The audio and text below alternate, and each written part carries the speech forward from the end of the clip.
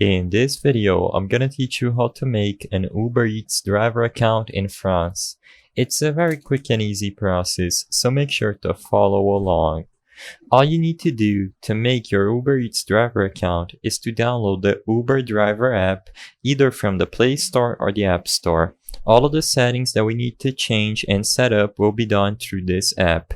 Inside of the Uber Driver app, when you first open it up, it's going to ask you for location permissions. Make sure you granted access to your location to make the process much quicker and easier. And afterwards, you will be prompted to include your email or your phone number to complete your registration. When you are done inputting your email or phone number, you will be immediately redirected to the home screen of the app, where you should see this warning. There are a few steps you need to complete. Select this warning, and as you can see, that is going to be your background check and where you need to submit all of the necessary documents to become an eligible Uber Eats driver in France.